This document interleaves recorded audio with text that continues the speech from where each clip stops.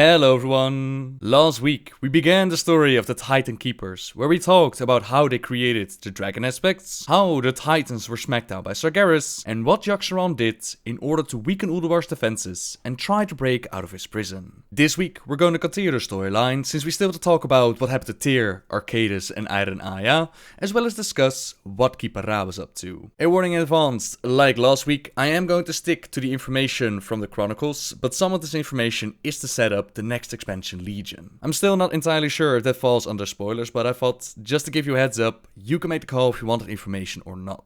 Let's begin, shall we?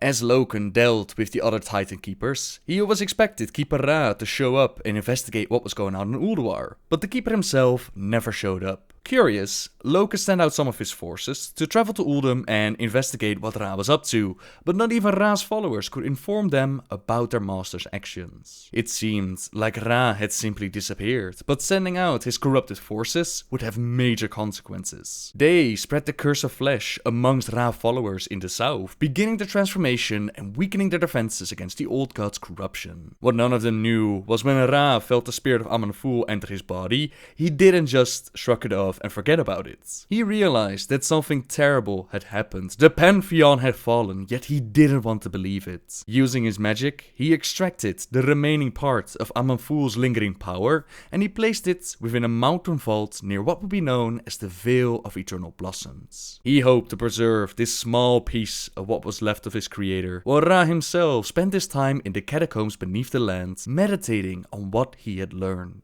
With their High Keeper gone, Ra's forces developed their own cultures and habits. The Tol'vir remained in Uldum, the Anubisaf continued watching over the prison of Kafun, while the Mogu remained in the east, guarding the Titan Forge vaults and machines. Now back in the north, ages passed and the Titan Forge that were exiled out of Ulduar by Loken, they spread out across northern Kalimdor. The giants, they went into the mountains and seas, they disappeared from sight. The Urvan, they went underground, while the Vrykul, they stayed above ground and they made their small clans. A peace existed between the groups of Titan Forge, but a peace that wouldn't last. Vulcan and Ignis, they saw the Storm Peaks as a land ready for conquest, and they recruited a Vrykul clan called the Winterscorn to fight with them. With enchanted armor and powerful forged weapons, they prepared to lay war upon the land. Yet the curse of flesh didn't sit still, and the Vrykul started to show the first symptoms in the form of their metallic skin becoming brittle and weak. Despite this setback, Vulcan and Ignis had no intention of giving up on their campaign, so they used their power to forge powerful iron constructs and molten golems. With these forces, they went to war. They stormed the underground lairs of the Urvan, who had not seen this attack coming, and they were massacred. A small group managed to flee and seek aid from Tyr, Arcadis and Iron Aya, who had been able to avoid Loken's wrath and his troops. Outraged, these three gladly joined the Urvan, with Tyr fighting back on the front line, while Arcadis and Iron Aya, they worked on building their defenses. Their retaliation worked for a while, until Vulcan and Ignis decided to make enchanted snares and enslaved the local proto-dragons to fight with them. The Winterscorn's brutal attack forced the Urvan to scatter, and even Tyr and his companions were forced to flee. They knew that they needed aid, so Tyr called upon the 5 dragon aspects to join them in this war, and upon seeing so many destroyed Titan Forged and the enslavement of the proto-dragons, the 5 aspects banded together and unleashed their might against the Winterscorn. Their blessings, their powers were able to hold the army off, while Nosdormu and Ysera, they worked together on a spell that enveloped the enemy forces in a mist, which placed them in a deep sleep. This allowed them to lock them away within the tomb cities across northern Kalimdor, where they would remain slumbering while the curse of flesh ate away at them. When the Winterscorn Vrykul finally woke up again, many years later, they discovered that they had completely degenerated into mortal creatures of flesh and blood. With the Winterscorn defeated, Tyr realized that the time of hiding was over, and they had to take action against Loken. Otherwise, more conflicts like this would arise, and the Titan Forge would remain divided. Taking down Loken would take planning and intel, so they decided that the first step in their plan was to get their hands on the discs of Norgannon. These discs had been able to record the history of Azeroth, including Loken's schemes, and with this knowledge, they'd be able to devise a plan and take action. At the gates of Ulduar, Tyr called out to Loken to hand over control of Ulduar, or there would be dire consequences. Loken assured Tyr that such drastic measures would not be needed, and as the two keepers argued with each other, Arcadis and Iron-Aya infiltrated Ulduar and stole the discs. With their prize claimed, they knew that they had to get out of the area, so after allowing a few of Loken's exiled forces to join them, mainly Irvin, Vraiku and Mechanomes, their party quickly traveled south as Loken discovered what they had done. Fear once again took hold of the corrupted keeper. With these discs, the truth of his actions, Tyr and his allies, they will be able to turn the Pantheon or Elgalon against him. They had to be stopped, and the only force that Loken could think of to do this were the Kefraxi imprisoned with Yogg-Saron. Zakash and Kefix were the most ruthless and cunning Kefraxi generals during the days of the Black Empire,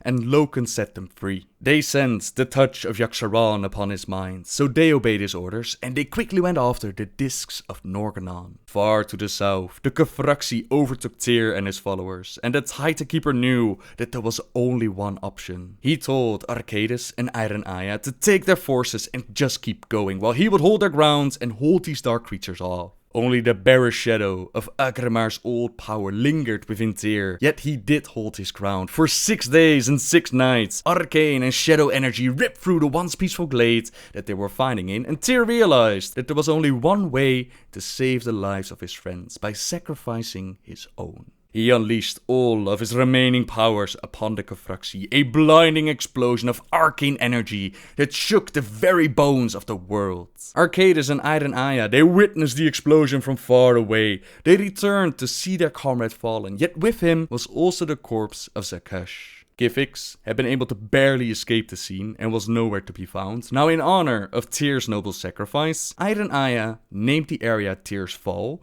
which in the Vraiku tongue translated into Tyr's Fall. She and their followers buried Tyr and his foe where they lay, while placing Tyr's silver hand, the hand that he had created to replace the one that he lost during the battle with Galagrond, upon his final resting place. The Vraiku with them were so moved by the Keeper's actions that they decided to stay in the area and stand vigil over Tyr's grave until the end of their days. The rest of the party, they continued their mission and they traveled further on to a Titan Fort vault called Uldaman. They vowed to protect Azeroth's history with their life, so after expanding the Titan Vault and placing some of the Irvin in stasis, these Irvin, they'd started to feel the effects of the Curse of Flesh. Their long watch began. The Mechanomes were also feeling the effects of the curse, but they chose to stay awake. Now meanwhile, back in Ulduar, Loken was losing his mind. He became desperate when he found out that the Kefraxi had failed in their mission and he couldn't steal the disc back since they could simply seal off Uldaman, so he took some desperate measures to assure his survival. He tried to replace the discs with an history of his own design called the Tribunal of Ages. He changed history to his liking,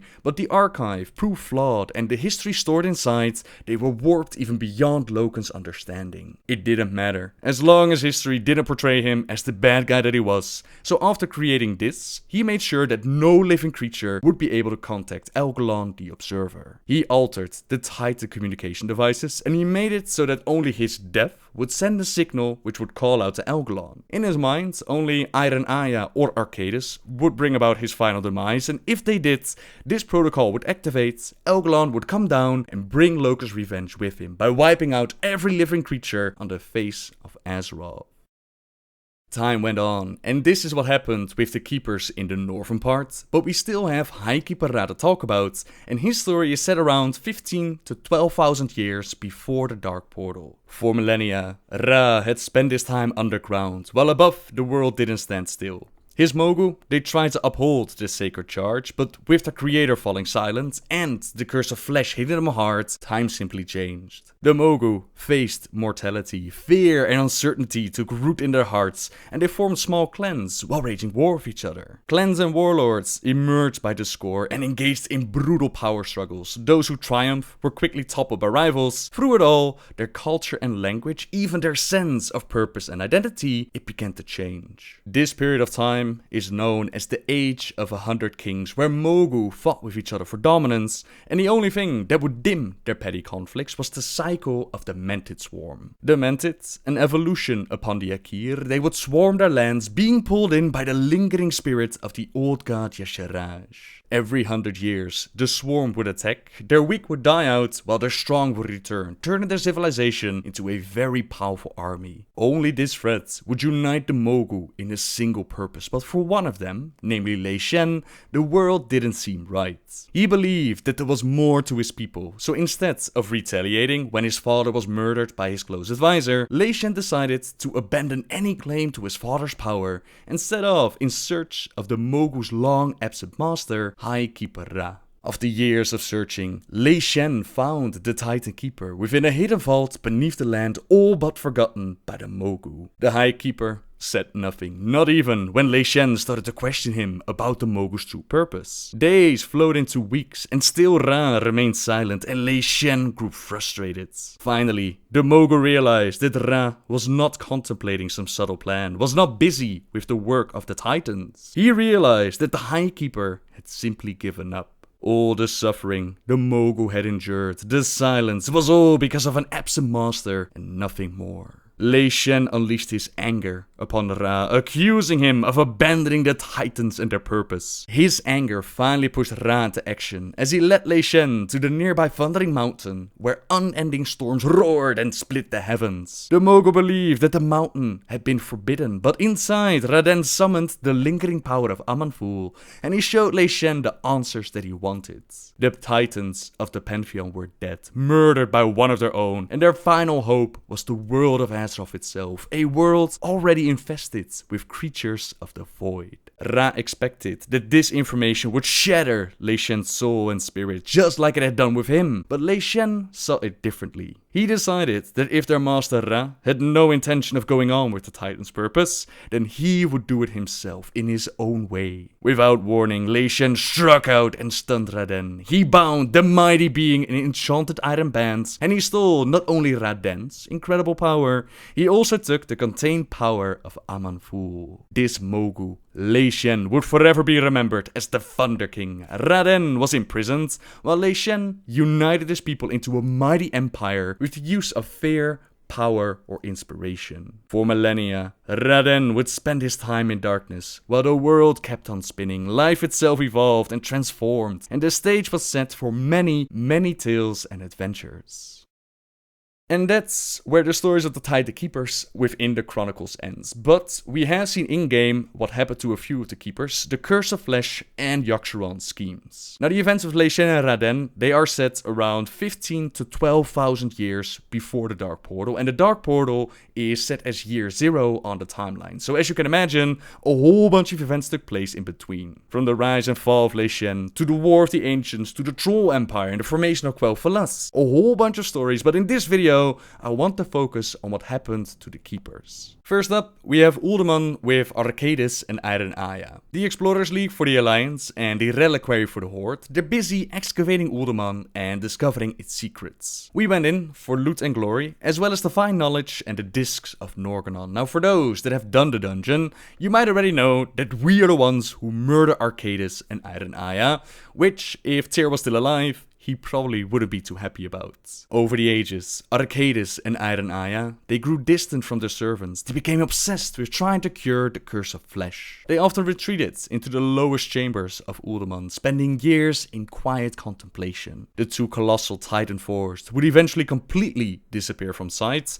and settle into centuries of hibernation. This left some of the Earthen and Mechanomes to take care of Uldaman, but eventually some of the Mechanomes, they fell to the Curse of Flesh and they were turned into gnomes. With the curse, they lost all sense of purpose and abandoned the halls of Uldaman to the Mechanomes still able to fight against the curse, and some of the Earthen. When we come in, we're not alone, since some of the Dark Iron Dwarves have also begun searching for the treasures of Uldaman, and there are a whole bunch of Trogs just walking through the Titan facility. At the end of the dungeon, with Iron Aya and Arcadis defeated, we gain access to the discs of Norgannon, and we discover some bits about the history of the dwarves. Here it is, where we also learn that the Trogs are distant cousins of the dwarves, and the Chronicles give a little bit more information. When the Keepers used the Forge of Wills to create new Titan Forge to help them reshape the world, the first designs proved too complex and over-ambitious. They'd accidentally created stone-skinned savages known as the Trogs. Now the Keepers, they quickly refined and perfected their design,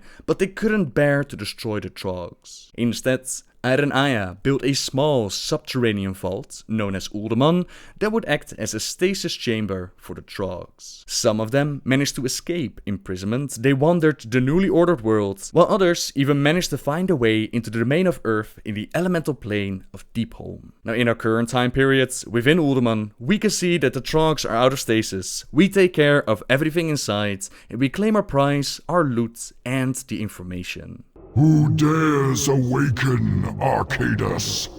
Who dares the wrath of the Makers? Next, there's Ulduar, with the events of Wrath of the Lich King. The Keepers are still locked away within Ulduar, while Thorim is still depressed. A very long quest chain has us motivate Thorim to take action against his brother. We mend fences with the Frost Giants that he had a war with, we forge him some new armor, a weapon, we even get his mount back, but all of this was just a scheme set up by Loken. He wanted to lure his brother away from the Temple of Storms and closer to the vicinity of his master. With the dark powers of Yogg-Saron backing him up, Loken is able to overpower his brother, drag him back into Ulduar, where the image of Sith takes control of his mind. Yogg-Saron, king of the Ice Giants, he wants to see Loken dead for all of his treacherous actions, so he sends adventurers into the Halls of Lightning to take care of him and bring back Loken's tongue. My master has shown me the future, and you have no place in it. Azeroth will be reborn in darkness. Yogg-Saron shall be released. The Pantheon shall fall. Bringing the Corrupted Keeper down isn't easy, but we're able to complete the mission, yet even without his tongue, Loken's schemes continue. My death heralds the end of this world. Just as he had planned, upon his death, a signal is sent out calling for Elgalon the Observer to come down and be tricked into doing Loken's dirty work, not to mention that Yogg-Saron, he's been gathering his power with no Titan Keepers to guard him.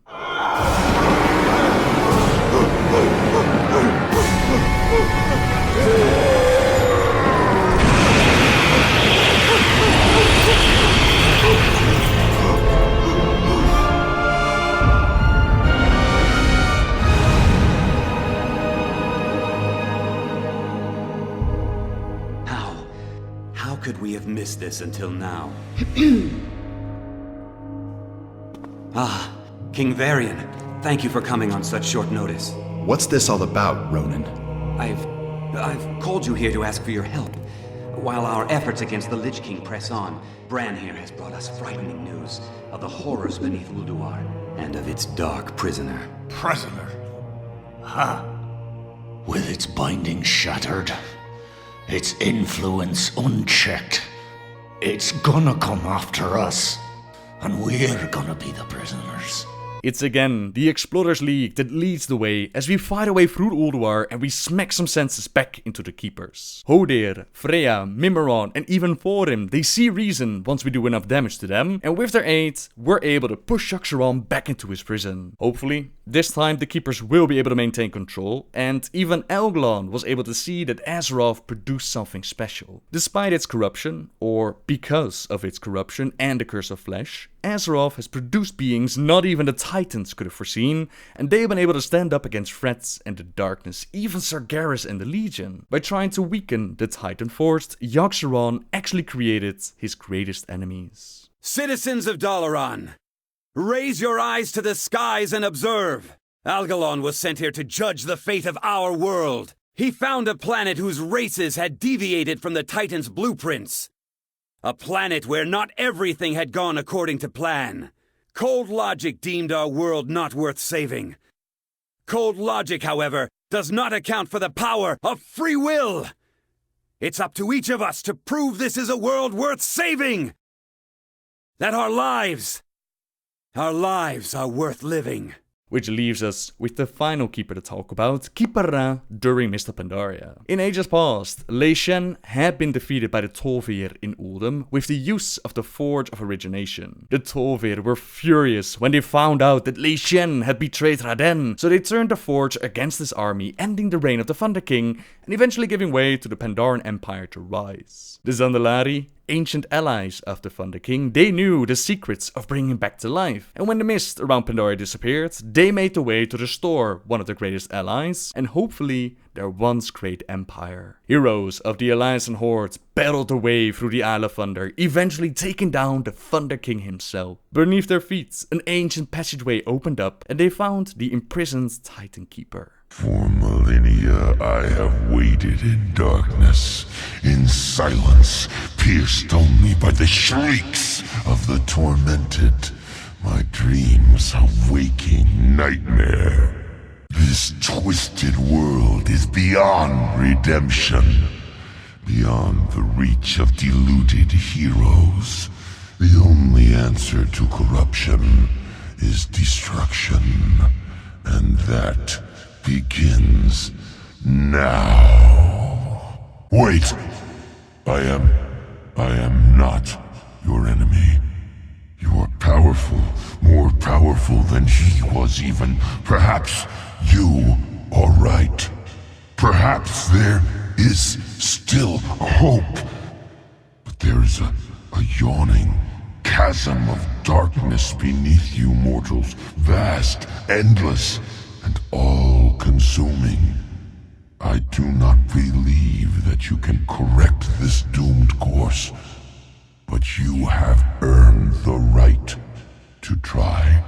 At first, Raden believes that this world is doomed, but again, we smack some sense into him. It's amazing how much you can accomplish by just hitting things, and afterwards he tells us that he's not our enemy. He doesn't believe that we can succeed, but we have earned the right to try. The rest of the story has us fighting against Garrosh, who has taken the heart of Yogg-Saron, but we claimed a heart of our own, namely the heart of Lei-shen, which we bring back to Rephion.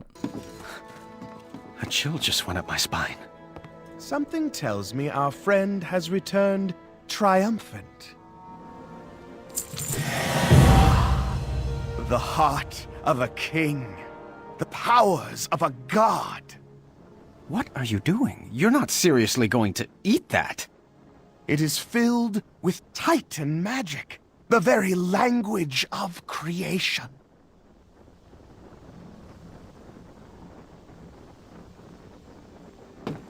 Oh, I see them. A million worlds, glittering in their perfection. But one above all others. Oh. Oh, we have fallen. We must rebuild the final Titan. Do not forget. What are you trying to pull? It is gone. I don't remember any of it. Oh, none of them remember. The irony. What are you talking about? I don't trust you. You are wise not to. After eating the hearts of the Thunder King, and remember that Lei-shen didn't only take some of Raden's power, but also the remaining powers of Aman'Thul. After eating the heart of such a being, Rephion goes into a trance and he relays a message. We have fallen. We must rebuild the final Titan. Do not forget. We now know that the Pantheon has fallen, but we still don't know who this final Titan is. Do they mean the Titan spirit resting inside Azeroth, or do they mean Sargeras? The leader of the Burning Legion has been described as so powerful that he can cleave planets in two. Are we going to bring this fallen champion of the Pantheon to our side? Or are we going to bring the soul to life, described to be even more powerful than Sargeras himself? Only time will tell, and I honestly can't wait to find out. This is, however, where the stories of the Titan Keepers end, at least for the moment, since Legion, like I mentioned at the start, it will build upon Odin's story, and we might even see more details added to the overall storyline. I don't want to go into details like that, since I don't want to spoil anything. It's not live yet, I want to wait until the final product, and on top of that, I've been going on for long enough. Thank you very much for watching, everyone. I really hope that you enjoyed the story of the Keepers. Subscribe if you like my videos, and until next time, guys. See ya!